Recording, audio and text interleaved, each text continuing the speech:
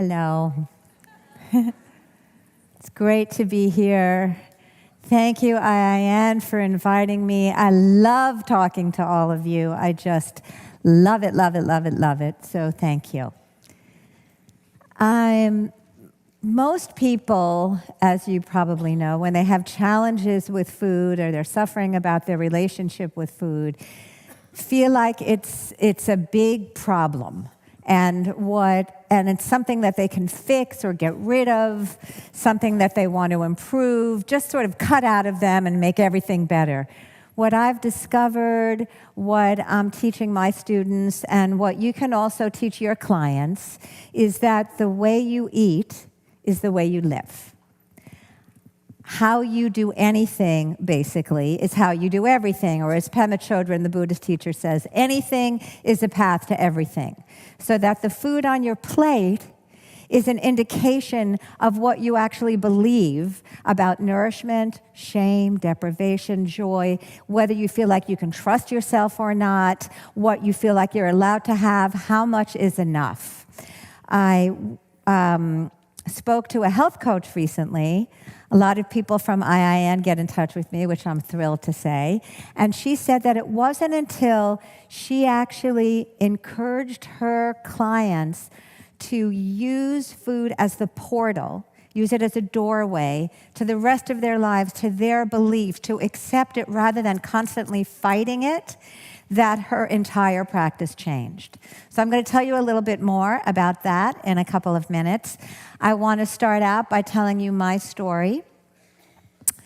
I was as insane with food as anybody I've ever met, and I've been working with people and their relationships with food for over 30 years, so we're talking really insane. There is nothing anybody has ever told me that I haven't been able to relate to or identify with. I started eating compulsively. I started my first diet basically when I was 11. And I went on a lot of sort of normal diets. In those days, Weight Watchers was around. And so I went on Weight Watchers, and then I cut out more than 2 pieces of bread. And then I graduated to much more radical diets. I went on the 1 hot fudge sundae a day diet. One of my favorites. The 1,000-calorie-a-day sugar diet, that was another one of my favorites. These were in the days of calories, not any other index. It wasn't the glycemic index. It wasn't, how much good fat, how much bad fat. It was just calories in, calories out. And if you wanted to lose weight, you were supposed to limit yourself to 1,000 calories a day. Then I went on the all-brown diet. And the all-brown diet was coffee, cigarettes, and Diet Shasta cream soda. I lost weight very quickly on that diet, as anybody would, and at some point, I decided, this was when I was about 25 or 26, I was once and for all going to be thin. I realized I had been gaining and losing. I could gain and lose 10 pounds every other week. It wasn't difficult. So I wanted to be thin. I limited myself to 150 calories a day. And I jogged 4 miles a day. Don't ask me how I did that. I was young. I don't have any other explanation for how somebody eating 150 calories a day could get herself jogging 4 miles a day. But I did. And I got down to about 82 pounds. And I still, when I looked in the mirror, saw fat. And as I often tell my students is, when you look at yourself through shattered lenses, you look shattered. And I was looking at myself through shattered lenses. I didn't like myself very much at all. Nonetheless, I stayed on that diet. It was a diet. I was anorexic, basically. But again, in those days, and this was the late 70s, early 80s, people weren't as concerned about anorexia, not really talking about eating disorder, so to speak. That's still a term I don't actually use. But nonetheless, nobody really knew what to call me except really, really, really skinny. After about 1.5 years, I couldn't stand eating that little. And I often say that the fourth law of the universe is that for every diet, there is an equal and opposite binge. And so I went on a binge to match that year and a half of eating 150 calories a day. And I didn't stop eating for 2 months. And I mean really not stop. I ate 24/7. I fell asleep, I imagine, at various times in the night. But the second I woke up, I went right to the refrigerator and I kept eating. And I remember the self-loathing that was coming up then, and I remembered the feeling of, you deserve this. There was such self-hatred that was really at the root of my issues with food. In any case, I gained 80 pounds. I doubled my weight in 2 months. And at that point, at more than 160 pounds, I don't know how much I weigh now, but that's probably about 50 pounds more than I weigh right now. So it's 1.5 of me. I was absolutely miserable. People who I had just met at 82 pounds didn't recognize me at 160 pounds. And I felt like I could not go on like that. I couldn't go on like that. I realized I had been on a diet or a binge every day for 17 years. Since I'd been 11, I was 28. And that I didn't want to live. So I made a plan to kill myself. And I was very specific. I was going to do it either with a gun, which I didn't have, and I've never learned to shoot, because I'm scared of guns, or pills. So I went to the bookstore to research guns and pills, and as I was sitting on the floor of the bookstore, researching how to kill myself in the next couple of days, my eyes fell across a book called Fat is a Feminist Issue by Susie Orbach.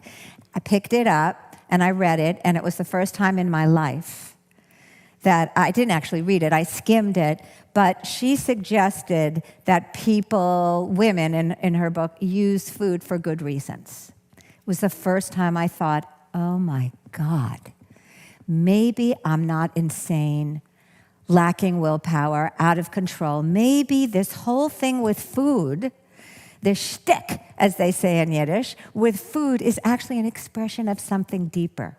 Maybe I'm trying to get through to myself. Maybe, and I realized maybe it's a language, like Braille is a language or French is a language. And because I don't know the alphabet, I don't even know what I'm trying to say to myself. So I thought, okay, I'll give myself a week on this. I will try not dieting and not binging, but eating what I actually want to eat. And noticing what I'm trying to say to myself through food. So after that first week, I felt like somebody had let me out of prison. I felt like I was free. I felt like I was breaking a commandment. That's how free I felt. I felt so free that somebody shouldn't feel like that. That's how good I felt. And I realized that I had been depriving and shaming and torturing and punishing myself for years around food and around who I was. And that it really was a language that I was using to say things like no. And I was using my body weight to say no, don't come near me, or no, I want to be alone now, come closer, go away, I don't know what I want, things like that I was using food to express because I didn't feel like I could say them directly. So after a couple more weeks, even though I hadn't lost any weight, I thought, you know what? I think I'm onto something here, and I want to tell other people about it too. And even though I haven't lost weight, I know probably, maybe, definitely someday I might. But in the meantime, I'm going to really encourage other people not to diet too. So I put an ad in a local paper. Said compulsive eating support group, anybody welcome, $1 a night. I got a lot of people wanting to come, and I decided, because I didn't have a place to live, I didn't really have any money. I was working as a nanny in my friend Harry and Sue's house in their basement, and that's where I was living. And they said, you can start your group here. They lived down a long country road very, very dark, long country road, and I decided to meet everybody at the liquor store in the village because it was well lit. And so we had a meeting place, front of the liquor store. It was really the only thing that was in that place, in that village at that point. It has now since grown up, but nonetheless. And then I decided to spruce myself up because, remember, I was 50 pounds more than I weigh now. I didn't have anything but one summer dress. It was the middle of November. I had a sleeveless thing with an elastic waist, and I thought, okay, I'll spruce up my hair. And so I decided to get a permanent, but it was called an air-dry permanent in those days where you had to leave your rollers in overnight. And when I went back to get the rollers taken out the morning that the group was starting, the woman who was taking the rollers out had a sign on the door saying, had to go get emergency surgery, do not take rollers out, otherwise your hair will fall out. And since, as I used to say in those days, my hair was the only thin thing about me, I did not want my hair falling out, which meant that I showed up in front of the liquor store on a winter night in a sleeveless dress, 50 pounds over my natural weight, waving to people, "Hi, I'm your leader. I am going to show you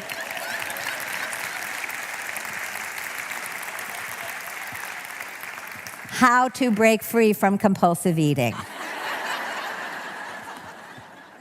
The people that didn't run screaming away, and there were quite a few that did, came back with me to Harry and Sue's, where we met every week for a couple of years. We moved different places. One woman owned a delicatessen. We moved to her place after that, after it closed, then to my apartment.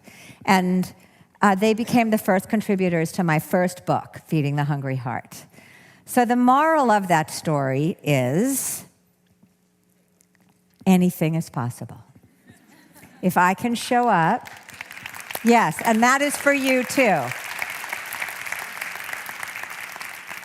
If I can show up with rollers in my hair, because I just knew that I was onto something. I just knew it. Even though it wasn't showing, I knew. And, Joseph Campbell, the mythologist, says a great thing. He says, follow your bliss. And the romance writer, Nora Roberts, says, get your ass in your chair. So follow your bliss and get your ass in your chair are two really good things. Because, yes, do what you love, but do it.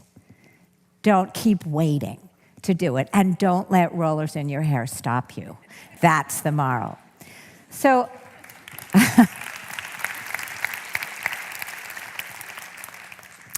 I want to talk about a few guiding principles that I'm writing about these days. The first one, actually, I've already written about, and that is the world is on your plate.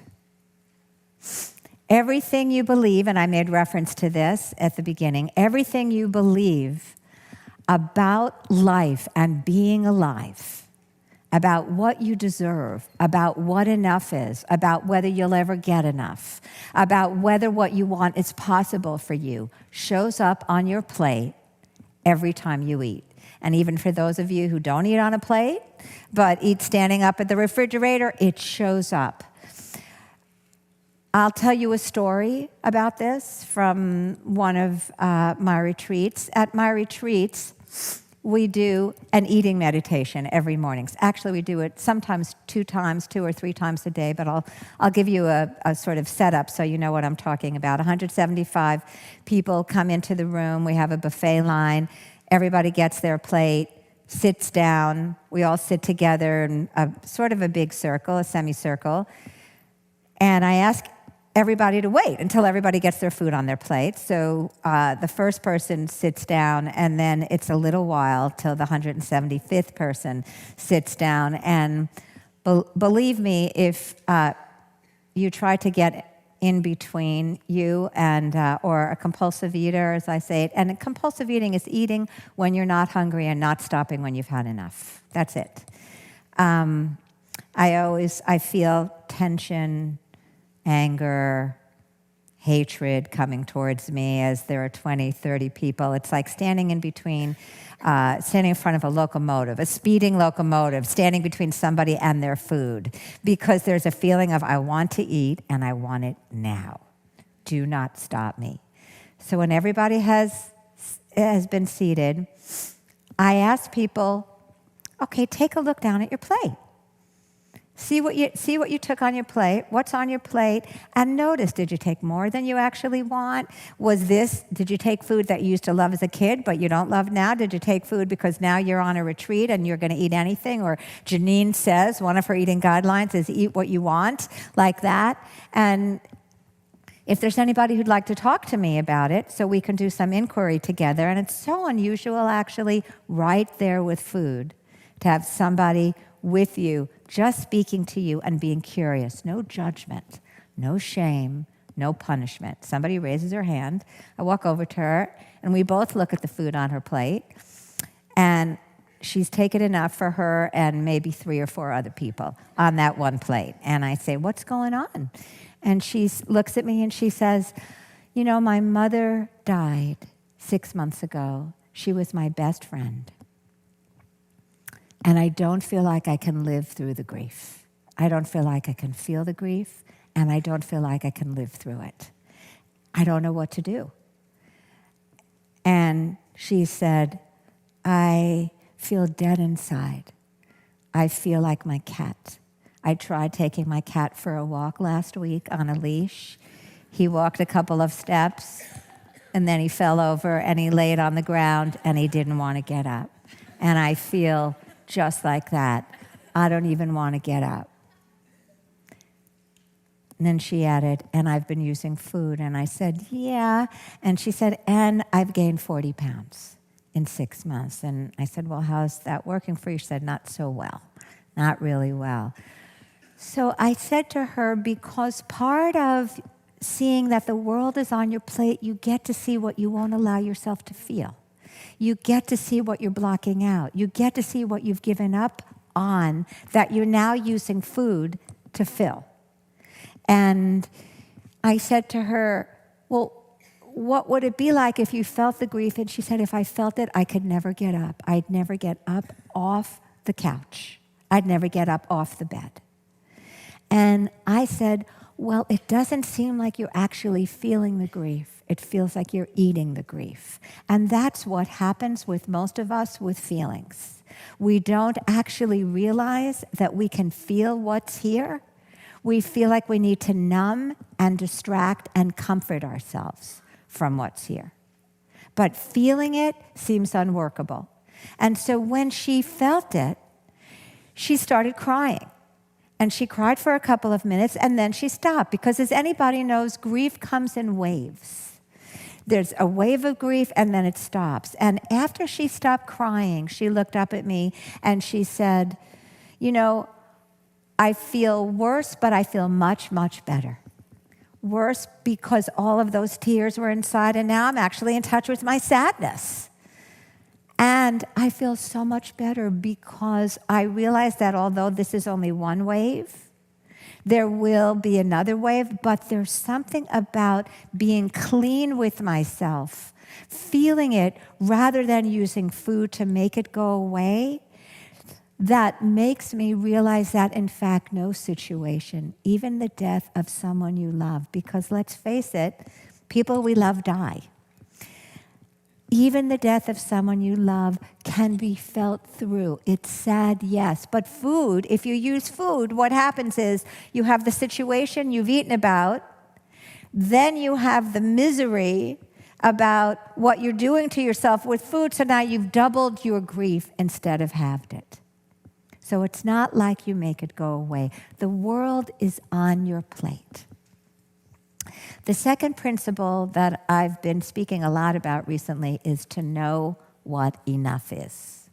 Know what enough of anything is. You know, when I talk to my students about enough, there's a little confusion.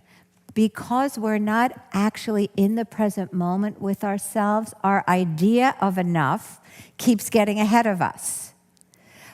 I ate, in my workshops, we sometimes do a chocolate kiss exercise. And one man said, I've eaten bags and bags of these, but I've never eaten just one. Never eaten one. Because the one in my mouth was always a prelude to the one in the bag. There isn't a feeling of what enough actually is. I want to tell you how I learned about enough. This is not a food story, but it's very related to food in that how we eat is also how we live, and how we live is how we eat, and what shows up in one part of your life also shows up in another part of your life. A couple of years ago, I was standing in my kitchen and I got a phone call. Picked up the phone, and it was my friend Taj. And she said, are you sitting down? And I said, no. And she said, I think you ought to. And I said, okay, just tell me. I thought she was going to tell me she had gotten a bad haircut that day. She said, you and we and all of our friends, we're all invested in the same thing, have just lost every single cent of our money. And I realized in that moment that my husband and I had lost every cent of 30 years of life savings. And I hung the phone up, and then I called a spiritual guide of mine immediately. Called her on the phone, and I said, Jean, we've just lost all of our money.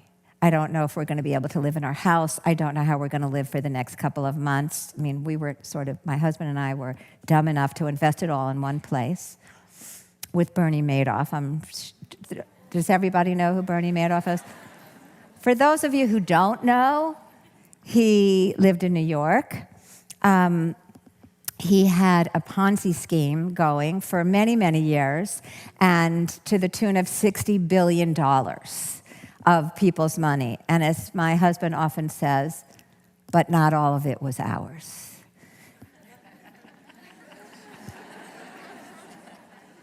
So I called Jean and I said, we've just lost all of our money. Don't know if we can still live in our house. And she took a gulp and a breath, and she said, Janine, nothing of any value has been lost. And I said to her, Jean, now is not the time to be spiritual.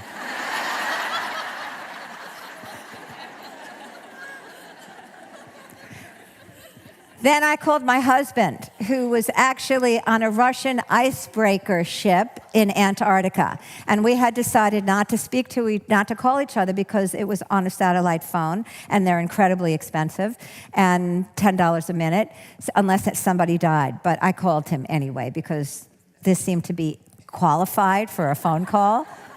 When he got on the phone, I said, honey, nobody died, but we just lost every cent of our money. Madoff has been a scam this entire time. We both cried. He said, sweetie, everything's going to be okay. And then he said, but honey, and I said, what? And he said, we have to get off the phone. We are no longer the kind of people who can talk on satellite phones. So, I'm going to read you a little piece about enough. And the reason I'm talking a lot about enough is because enough also has to do with food.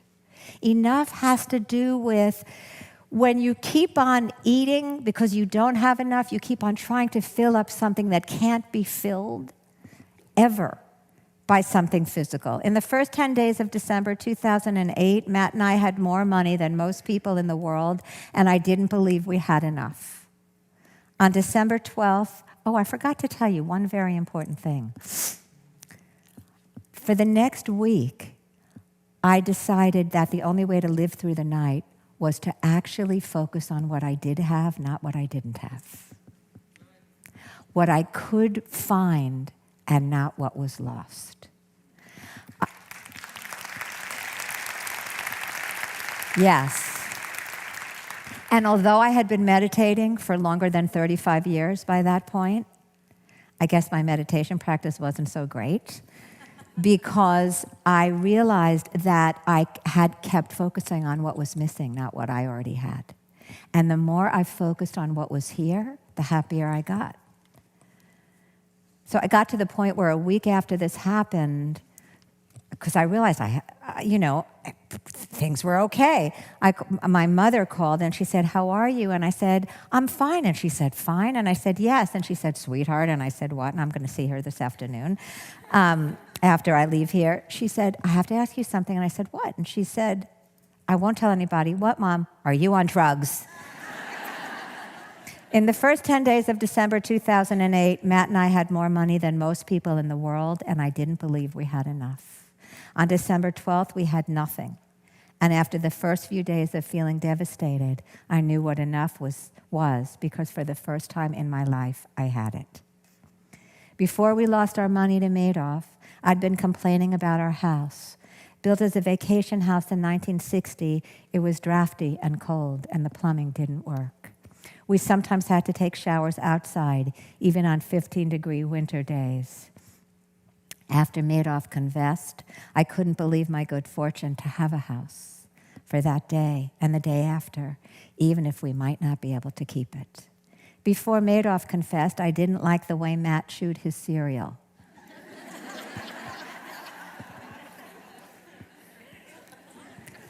Wore ankle socks. Was insistent on focusing on the positive. Can you imagine? After Madoff confessed, it seemed miraculous to me that I'd ended up married for more than 20 years to a man I adored. I remembered again how much I liked his face, his laugh, his walk, the way he rolled his eyes. Before Madoff confessed, I'd peer at my life from the holes in my psyche. I looked at myself and saw the emptiness of the 8-year-old with the sagging neck of a 56-year-old. After Madoff, I was grateful to have a body, hair, eyes, legs that functioned. Optimists get on my nerves, and I've never counted myself in their club. I'm not a person who believes that things work out for the best. Lemonade from lemons is not my style. I don't believe in angels or in the God that most people call God or that justice always comes around. I believe in disaster and that everything that can go wrong will, and I'll end up lonely and fat with moles on my chin that have bristly hair sticking out of them. So it is a bit out of character that losing every penny from 30 years of life savings did not send me spiraling into depression or hysteria or Paxil. When you are suddenly confronted with having nothing and you realize that you once had $1 million and treated it as if it were nothing, you see that the very beliefs on which you construct your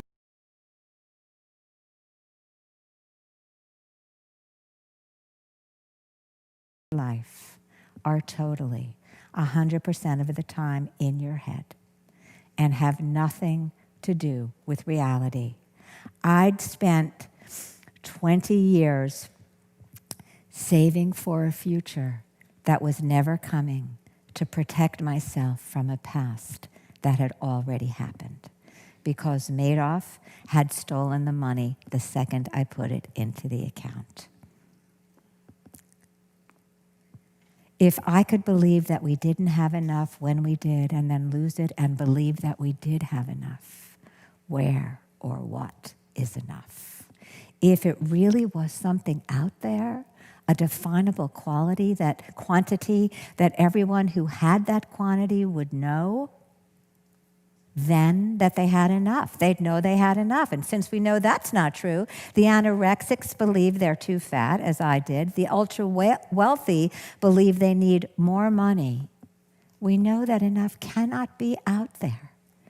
Enough cannot be in something we can touch or buy or have, like money or a thin body or another pair of Ugg boots. Enough isn't an amount. It's a relationship to what you already have. So enough is a relationship to what you already have. But each of us has to find that out for ourselves.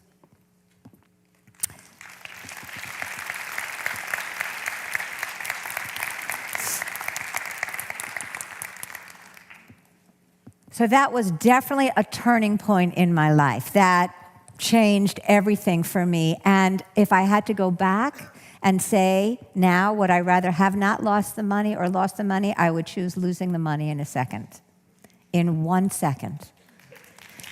Because of what I now realize is that no matter what's going on, I can change my attention to what I have, not what I don't have. And one way that I learned this, that it really came clear to me, Matt and I did a month-long retreat with Thich Nhat Hanh, the Vietnamese Buddhist peace activist, years ago. And here's another principle that I want to talk about. And the principle is appreciate what you have. Take in the good. Now, the way you translate that with food is look at the food on your plate, taste the food in your mouth. A lot of people don't taste what's here. It's what I say to my students is, sounds like you're eating for the hunger to come, not the hunger that's actually here. So eat for the hunger that's here, not for the hunger to come. Rick Hansen, the neuropsychologist, he puts it this way, take in the good. Take in the good that's already in your life. Thich Nhat Hanh got up in front of our group one day and he said, how many people here have a toothache? Nobody raised their hands, not one person. And he said, isn't that great? Nobody has a toothache. How many people here are celebrating the fact that you don't have a toothache? Not one person raised their hand. Not one. And he said, when you have a toothache, all you can think about is getting rid of the toothache. But when you don't have a toothache, when things are going fine, you don't actually take that in. You don't let yourself celebrate what you already have, even the little things. The little things. So he started us on what I call not a toothache meditation. The not a toothache meditation. Another way of saying that is what's not wrong in your life right now. Think about that for 1 minute. I want everybody to think about it. Think about 3 things that aren't wrong, are not wrong in your life right now. 3 things.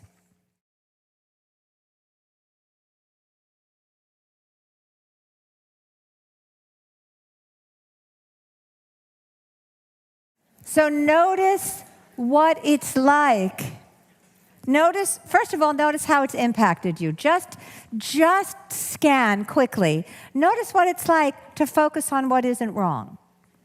And because we have been adapted biologically to focus on what is wrong, because our ancestors needed to look out for woolly mammoths and dangers and things like that, our brains are wired, as all the neuroscientists say, that they are Velcro for what's wrong and Teflon for what's right.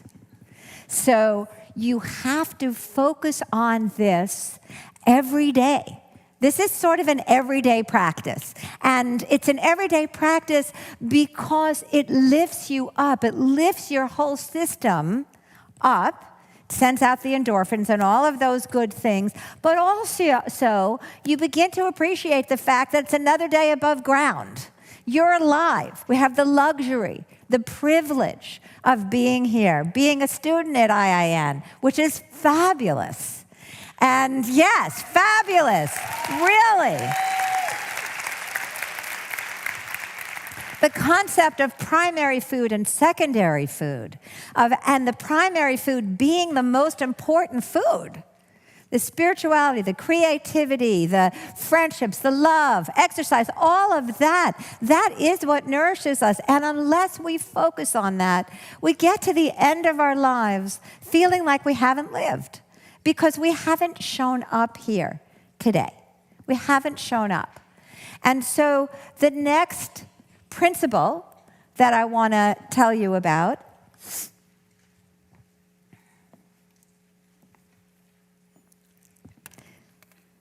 is stop criticizing yourself, blaming anybody else, or complaining about anything.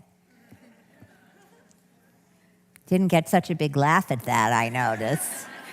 Awful quiet there, I notice. I heard about this not complaining. I'm going to go to the criticizing thing in a second, but I want to tell you about not complaining for a moment. Eckhart Tolle, who wrote The Power of Now, I had a beautiful dialogue with him a year or two ago, and he talked about not complaining. And he said that what most people do is consider that their conversations that they have with each other, which are basically an exchange of mutual complaints, and they don't realize how much it brings them down, the constant complaining. Now, this is focusing on what's wrong. This is an elaboration of that. So I decided to take on the not complaining practice. I take on a lot of practices. And I didn't tell my husband about it. My husband and I were driving in the car, and this has been a couple of days. We're driving in the car, and I was just about to say, "Can you believe what Susie did today? Can you believe that email didn't go out?" And instead, I was just very quiet, and I started noticing the trees. And this has been going on for a couple of days, and he said, "Honey, do you have the flu? Is everything okay?" Because he was, I'm sorry to say this is, not a very kind admission to myself. Sorry to say this, that he was so used to me complaining as a way of exchanging conversation that he thought something was wrong. So take it on. See what happens. Try to spend 3 hours not complaining about the weather. Every time I have talked to my mother, she has talked to me about the weather. And really, it is something to complain about. Okay, but once is okay. So if you have to do one complaint, okay, fine. But see what will happen for a couple of hours if you don't complain to your friend. Because when you complain, you're basically saying, I don't like what's happening now. I want something different to be happening. And that is a fight against reality. I don't like the size of my body. I want it to be different. Just wanting it to be different doesn't help. Being curious about it, asking yourself, gee, what's going on here? Now that goes into criticizing yourself. So stop criticizing yourself. Most of us have this voice, mean old voice in our heads. Mean old voice in our heads. Inner critic, parent, you couldn't call it inner critic, inner parent, whatever you want to call it, it's a mean old voice. That developed by the time we were 4. It was adaptive. We needed to have it in order not to stick our hands in fire, in order not to run out in traffic in the street, in order to be able to go over to somebody's house and not throw food on the wall. We needed to develop some kind of inner parent, inner something, authority. At this point, it is the biggest obstacle to any kind of change for you or your clients. How do I know this? From watching myself, because its job is to keep the status quo, to keep you down, in line. Just really walk between the lines. One of my students told me that her 11-year-old daughter, who's on her way to becoming a professional skater, sat on the side of the rink one day and said, I have a mean old voice in my head that's telling me I'm fat and I'm a terrible skater. 11 years old. Somebody else I met at a party told me a story about what happened when her son was 4, a very precocious son. They were at a doctor's office. He picked up People magazine. On the cover was a movie star who was anorexic. Or was in rehab. It didn't say what she was in, what for. But as he was reading the article, he looked up and he said, Mom, what is anorexia?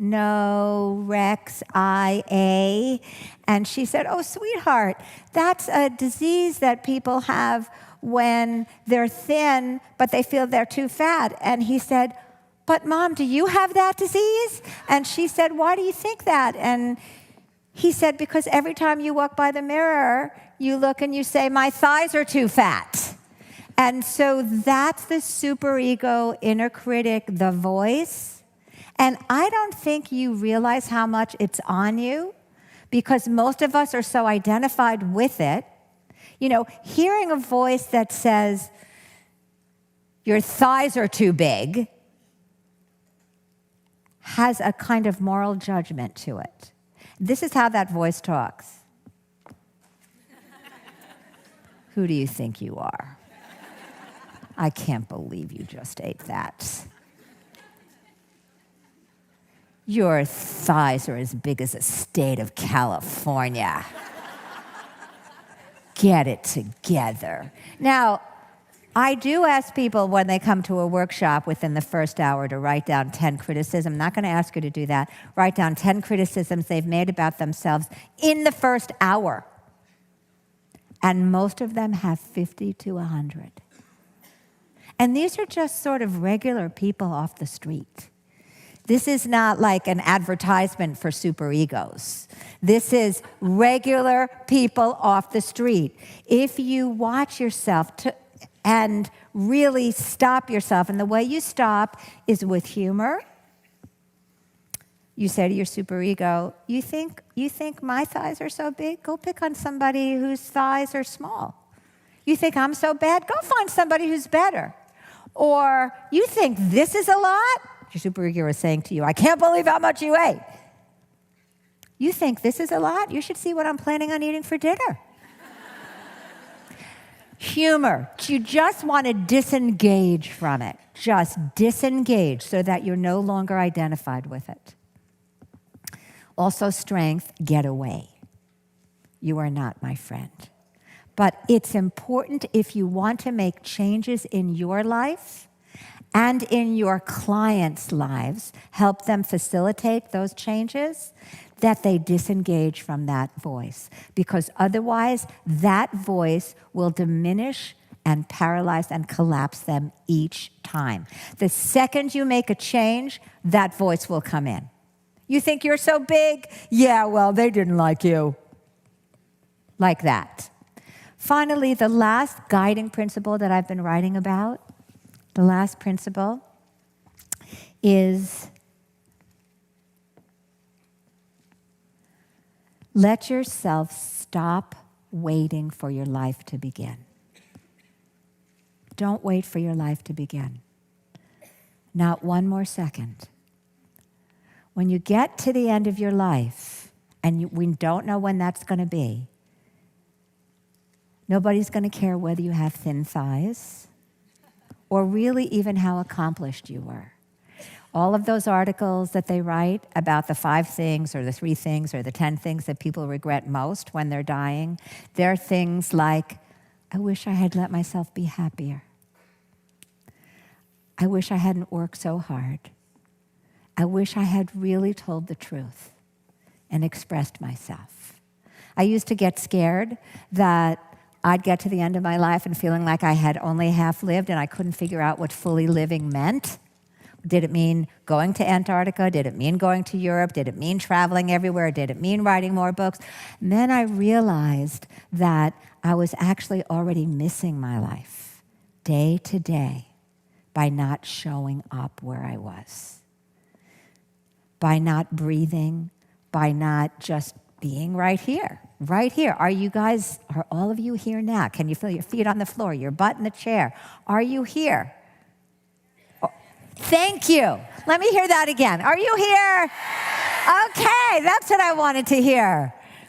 Francis Chan, I just found this on the internet recently, this wonderful quote. Our greatest fear should not be of failure, but of succeeding at things in life that don't really matter. So I'm going to end by reading you one last piece about this from my book. This is from When You Eat at the Refrigerator, Pull Up a Chair. This is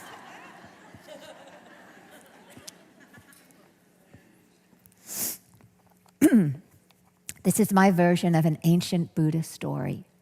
A woman was jogging in the forest when she realized that a family of tigers had leaped from a mountain and was momentarily going to be feasting on her for their next meal. She started to run very fast. After years of aerobics classes, years of weight training, and 2 months of spinning, she could outrace even the famed physically fit tiger. But alas, since she had been running on treadmills and not in forests, she wasn't used to navigating her way through dense trees and ran right up to the edge of a cliff.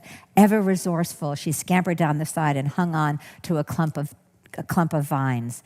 Meanwhile, the tigers gathered above her, breathing heavily and licking their lips with their huge, rough tongues. Then she heard a roaring below her and saw another family of tigers making their way up the cliff. Apparently, the second family also intended to use her as dinner, and they were fast approaching. Lean as my body is, she thought, and smiled for the briefest millisecond as she remembered her last underwater fat test, only 18% body fat. It is probably zone favorable and will make a fine dinner for these beasts. Just then, she heard a faint rustle and saw a small field mouse chomping through the vines to which she clung. "It's curtains for me," she said to the mouse. "All this work at being thin, and look where it's gotten me." At that moment, she noticed a ripe strawberry hanging from the vine. Since she had been on a high-protein diet that forbade fruit of any kind, she hadn't tasted a strawberry in a long, long time. With tigers above her and tigers below her, her life flashed before her. The years she had spent running away from the past and toward an imagined better future, believing that true love and joy were waiting right around the corner. All those ripe strawberry moments she had passed up, waiting for riper strawberry moments, for her life truly, really to begin. Surrounded by tigers, she realized there was only one thing to do. What was it? Eat the ripe strawberry. And although she did not live happily ever after, she enjoyed that strawberry more than she'd enjoyed anything ever. There are always tigers above us and tigers below us, always. And even so, we refuse to eat that juicy, ripe strawberry hanging an inch away. Again and again, I've heard the same story. A student of mine loses weight, arrives at the moment she's been waiting for, but then her mother gets ill, or her child breaks his arm, or her husband loses his job. She escapes the tigers of food and weight, runs smack into the tigers of ill health and lost jobs, and forgets to enjoy the strawberries along the way. We have no choice about the tigers above us and the tigers below us. Pain is part of life. You manage to get one part under control and another part falls apart. You may be lucky enough to experience an oasis of time in which everything is smooth, everyone is well, and you are also thin and healthy.